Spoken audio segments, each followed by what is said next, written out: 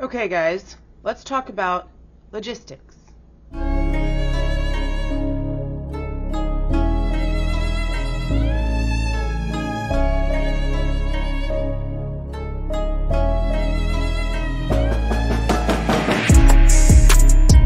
Hey, this is Jules with True Crime Reactions. Today I'm going to bring you guys some very detailed logistical information for when it comes to how DoorDash works. And the biggest reason why how DoorDash actually works for both the dasher and the person ordering the food is so important is because the DoorDash delivery in the Idaho 4 homicide case is either the biggest crazy make no sense coincidence that there is, or it's tied in to what happened to Maddie and Kaylee and Xana and Ethan somehow or another. And most of the YouTube community seems to want to try to figure that out. Now I know that there's a really big channel that is claiming that they have proof and it's their biggest opinion that they're basically starting to act like is a fact that Bryan was the DoorDash driver. Well, I don't think that that's true. And I have someone who has been messaging me. It's actually a YouTuber here that goes by the name of Link Description. They're a DoorDash driver and they live about 10 or 15 minutes away from Pullman. So there's a lot of information that I was able to get from them when it comes to how it works, what the areas are like, the busy times, all those things. Now before we get into all of that, I would like to leave this with you guys. And I've mentioned this a couple times before. If Bryan Kohberger could be the DoorDash driver, then I don't believe that he could also have been a stalker. I think that whoever did this, and with Bryan being the only suspect in custody, we're going to say if Bryan did this, I don't believe you can have it both ways. I've said this before. I literally made an entire video about how you cannot have it both ways. Well, now I'm going to kind of bring you some proof of that.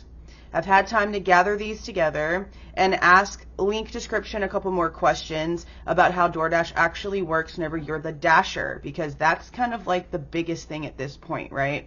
So I'm going to go ahead and pull these photos in and let's go over what I've learned. Okay, so in the email, they listed to me a description of what every picture means. And it states, picture 1 shows you the DoorDash map when you log in to start dashing. The red areas are hot spots, and usually a dasher will get orders fairly quickly and easily in those areas. Picture number 2 is just a closer look at the hotspot areas. It also shows 3 lines in the upper left corner. Once you accept an order, that's where you can find the name of the person you are delivering to, and if you click on their name, it will give you an address. So that means that until you click on an order and accept it, you do not know the name or the address of the person or where the food is coming from, going to, any of those things until after you have accepted an order. That's important here. Picture 3, the area circled is the area where the name and address of the order will pop up. Picture 4, when an order pops up, this is what it looks like, just less zoomed in. I zoomed in for these purposes. Zooming in is close as you're going to get to know where your order is going before the dasher accepts it. So again, this is stating that until the dasher actually accepts the order itself and takes responsibility for being the person who is now tasked and getting paid to pick up this person's food and bring it to their home, you do not know the address or the person that has placed the order. Now number 5 is just a super zoomed in picture of what we were just now talking about. Number 6 is an internet screen grab of what you see when you click on those 3 lines in the upper left corner. Again, there is absolutely no way you can see the actual address until you have accepted the order. When you click complete order, that's where the dasher will have to take a photo of where they left the food if they weren't asked to hand it directly to the customer. DoorDash will not let you complete deliveries if you're not at the correct location. So That means to me that if the GPS system that is linked in the DoorDasher's app that they have to use in order to not only find a hot area to be in order to accept orders, but then to accept the order, to get the directions to the restaurant, to let them know whenever they've gotten to the restaurant and are now on the way with their food to the actual housing location or the address the delivery is going to. They also have to use that GPS system to not only allow the person whose food is coming their way to see the vehicle approaching, which we all know. Anyone who's used delivery services that are hooked up to anything that operates like DoorDash knows that you can live track the movement of the car that the person that's bringing you your food is driving. And if you are not at the location in the navigation system for DoorDash that shows that that's where that food is going to be delivered, you cannot then go in and click that you have completed that order. If your GPS location does not state that you are in the location of delivery, it will not even let you click that you have completed it. That's important too. Pick number 7 is the final thing the driver sees after everything else has been completed. Picture number 9 is another screen grab, but it shows that once you have accepted the order, you have to use the directions button within the app.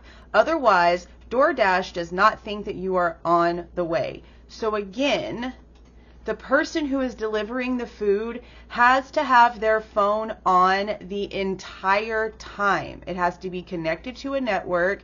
There's prompts and steps that have to be done inside the app way before the person even gets to go pick up the food. And this lays it all out.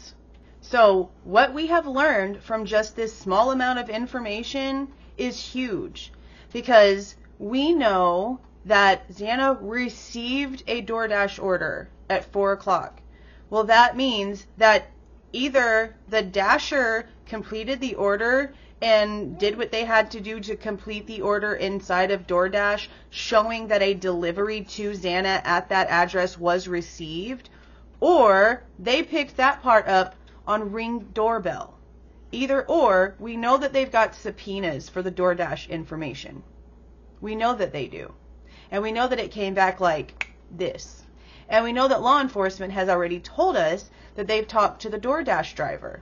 Not only that, but this proves that if Bryan Kohberger was the DoorDash driver, he would have had to have been anxiously waiting all night for the off chance that someone in that King Road house would actually place a DoorDash order.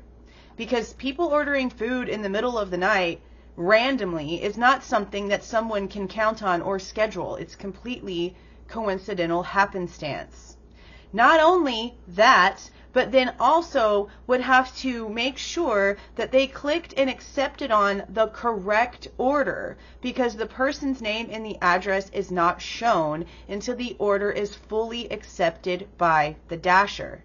So again, for him to be the DoorDash driver and all those things to happen, it's logistically not possible.